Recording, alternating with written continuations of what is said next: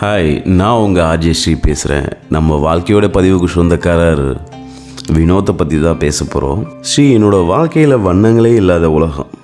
என்னோடய உலகம் அப்படி தான் இருந்தது. அதை வண்ணமெல்லாம் மாற்றினது கல்பனா தான். ஸ்ரீ என்னோடய காலேஜ் மேட்டு தான். முதல்ல ஃப்ரெண்டாக அறிமுகமானோம், அதுக்கப்புறம் லவராக ஆகிட்டோம். ஃபைனல் இயரில் நாங்கள் தனியாக ரூம் எடுத்து லிவிங் டுகெதரில் இருந்தோம். இது என்னோடய அப்பா அம்மாவுக்கு, என்னோடய தங்கைக்கு எல்லாத்துக்குமே தெரியும். கல்யாணம் மட்டும் தான் பண்ணிக்கல, ஆனால் கணவன் நிம்மலையாக தான் வாழ்ந்தோம். கல்பனா ரொம்ப இன்னசென்ட். நான் என்ன சொன்னாலும் அவன் ஏற்றுப்பா. அவளுக்கு நான் சொல்கிறது தான் அவளுக்கு வேத வாக்கு மாதிரி இருக்கும். அவ்வளோ அழகாக நல்லா போயிட்டு இருந்தது என்னோடய வாழ்க்கை. முடிஞ்சதும் நான் அவங்க அப்பாட்ட பேசலாம் அப்படின்ட்டு இருந்தேன். எங்கள் அப்பாட்ட கேட்டேன், போய் பேசவா அப்படின்னு கேட்டேன். அப்பா சொன்னாங்க, இல்லை நீ போய் முதல்ல ஒரு ஒர்க்கை பாரு, அதுக்கப்புறம் ஒரு 6 மாதம் ஆகட்டும் அப்படின்னு சொன்னார். கல்பனாட்ட ஒப்பீனியன் கேட்டேன். கல்பனாவை சொன்னால், நீங்கள் முதல்ல ஒர்க்கை பாருங்கள், அப்போ தான் ஒரு கான்ஃபிடென்ட் வரும் எங்கள் வீட்டில் வந்து பேச அப்படின்னா. ஒரு ஜாப்பை ரெடி பண்ணி ஒர்க்கில் ஜாயின் பண்ணி ஒரு 2 மந்த் ஆச்சு. எங்களோட காதல் அப்படியே அழகாக போயிட்டு இருந்தது. ஒரு நாள் அம்மா ஃபோன் பண்ணாங்க, நீ உடனே வீட்டுக்கு வா அப்படின்னாங்க. போய் பார்த்தா என்னோடய தங்கை வந்து ரொம்ப அழுதுட்டு உட்காந்துட்டு இருந்தா. எதுக்கு அழுகிறா அப்படின்னு சொல்லி நான் வீட்டில் கேட்கும்போது அம்மா சொன்னாங்க, அவள் காலேஜில் ஒரு பையனை லவ் பண்ணியிருக்கிறா, அவங்க கூட வந்து டேட் பண்ணியிருக்கிறா, அதில் கன்சீவ் ஆகிட்டான், இப்போ அந்த பையன் வந்து வேண்டான்னு சொல்கிறான் அப்படின்னு சொல்லியிருக்கு. நான் அப்பா அம்மா 3 பேர் போனோம், அந்த பையனோட வீட்டுக்கு போனோம். போனதுக்கப்புறம் அந்த பையன் வீட்டில் பேசும்போது அவங்க கேஸ்ட் ப்ராப்ளம் பற்றி பேசி இது ஒர்க் அவுட் ஆகாது அப்படின்னு சொன்னாங்க. நாங்கள் லீகலாக மூவ் பண்ணதுக்கப்புறம் அவங்க ஓகே அப்படிங்கிற மாதிரி இறங்கி வந்துட்டாங்க.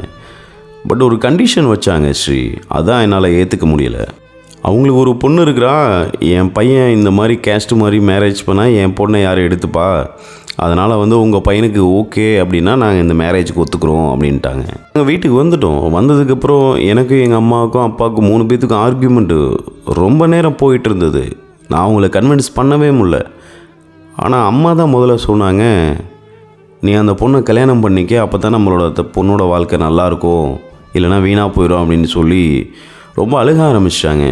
என்னால் அந்த இடத்துல அவங்களுக்கு என்ன பதில் சொல்கிறதுன்னு தெரில. அங்கேருந்து வெளியே வந்துட்டேன். ஒரு 10 நாளாக நான் அமைதியாக வேலைக்கு போயிட்டேன். ஆனால் அந்த பையனோட வீட்டிலேருந்து எங்களுக்கு கால் வந்துகிட்டே இருக்குது. அவன் என்ன முடிவு எடுத்துருக்கீங்க அப்படின்னு கேட்டுகிட்டே இருக்கிறாங்க. என்னால் எந்த முடிவுமே சொல்ல முடியல. கல்பனாட்ட கால் பண்ணி, நான் உன்னை நேரில் பார்க்கணும், இதை பற்றி பேசணும் அப்படின்னு அவள்கிட்ட சொன்னேன். அவளும் என்னோடய ஆஃபீஸுக்கு வந்துட்டா கிளம்பி. கல்பனாவை நேரில் பார்த்து விஷயத்த சொன்னேன். இவ்வளோ விஷயங்கள் நடந்திருக்கு கல்பனா அப்படின்னு சொன்னேன். ஓகே, நான் என்னென்னு கேட்குற அம்மாட்ட பேசுகிறேன் அப்படின்னா எங்கள் அம்மாட்ட. சரி ஓகே நீ பேசு அப்படின்னு சொல்லிட்டேன். 2-3 நாட்களாக அவள்கிட்டேருந்து எந்த ஒரு பதிலுமே வரல, காலும் வரல, மெசேஜும் வரல. நான் கால் பண்ணாலும் பிக் பண்ணவே இல்லை. அவள் இருந்த ரூமுக்கு நான் போனேன். என்ன ஆச்சு கல்பனா அப்படின்னு சொல்லி கேட்டேன். அவன் அந்த இடத்துல பேசலை. நான் உன்கிட்ட வெளியே பேசுகிறேன், வெளியே வெயிட் பண்ணு அப்படின்ட்டா. ஓகே நான் வெயிட் பண்ணேன். வெளியே வந்ததும் அவள் என்னோடய முகத்தை பார்க்கவே இல்லை. எப்போவுமே என்னோடய முகத்தை பார்த்து, என்னோடய கண்ணை பார்த்து தான் பேசிகிட்டே சிரிச்சிட்டே இருப்பா. என்னோடய முகத்தை பார்க்கவே இல்லை. கீழே குனிஞ்சிக்கிட்டே இருந்தா.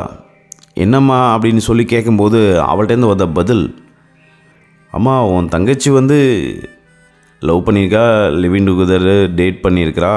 அம்மா உன் தங்கை வந்து கன்சீவ் ஆகிட்டா, அதனால் நீங்கள் ஒரு முடிவு எடுத்துட்டீங்க. ஆனால் நான் அப்படி இல்லை, நான் உங்க கூட படுத்து மட்டும்தான் நான் இருக்கிறேன், அதனால் நான் கன்சீவ் ஆகாதனால நீங்கள் என்னை ஈஸியாக தூக்கி போட்டீங்க அப்படின்ட்டு அவள்கிட்டேருந்து அப்படி ஒரு பதில் நான் எதிர்பார்க்கவே இல்லை. நான் அமைதியாக இருந்தேன். ஏன் கல்பனா என்ன பிரச்சனைன்னு கேட்டேன். நீ உன் லைஃப்பை பாரு அப்படின்னு சொல்லிட்டு அவள் அங்கேருந்து கடந்து போனான். ஒரு 2 நாள் அமைதியாக இருந்தேன். அமைதியாக இருந்துட்டு அவளை மறுபடியும் பார்க்க போனேன். ஆனால் அங்கேருந்து ரூமை காலி பண்ணிட்டான். எங்கே போனா அப்படின்னு கால் பண்ணாலும் மொபைல் சுவிட்ச் ஆஃப். அதுக்கு மேலே அவள்கிட்டேருந்து எந்த ஒரு பதிலுமே வரல. எங்கள் வீட்லேயுமே அவசரமாக ஒரு முடிவு எடுக்க ஆரம்பிச்சிட்டாங்க. ஏன்னா என் தங்கை கன்சீவ் ஆகிருக்கிறா, உடனே இது மேரேஜ் பண்ணி ஆகணும் அப்படின்னு சொல்லிட்டா. 2 பேர்த்து வீட்லேயும் ஓகே சொல்லி அவங்க 2 பேர்த்துக்கும் மேரேஜ் பண்ண ரெடி பண்ணிட்டாங்க.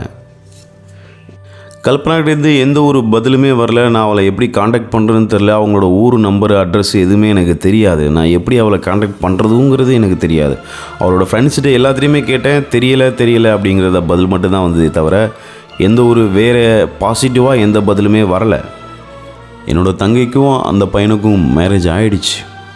அந்த பையனோட தங்கைக்கும் எனக்கும் கல்யாணமானது.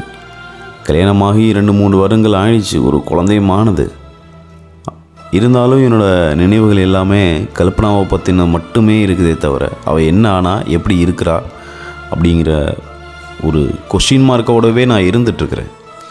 அவள் கூட பேசின அந்த லாஸ்ட் மூமெண்ட்டில் என்னை ரொம்ப கெட்ட வார்த்தையில் பேசியிருந்தாலோ, இல்லை என்னை செருப்பால் அடிச்சிருந்தாலோ, இல்லை ஒரு கத்தி எடுத்து என்னை குத்திருந்தாலோ எனக்கு அந்த வலி கொஞ்சம் ஈஸியாக இருந்திருக்கும். ஆனால் இப்போ வரைக்கும் அவள் என்ன ஆனால் எப்படி இருக்கிறா, அவளோட லைஃப் என்ன இருக்குது அப்படின்னு ஒரு கொஸ்டின் மார்க்கோடவே இருந்துகிட்ருக்கிறேன்.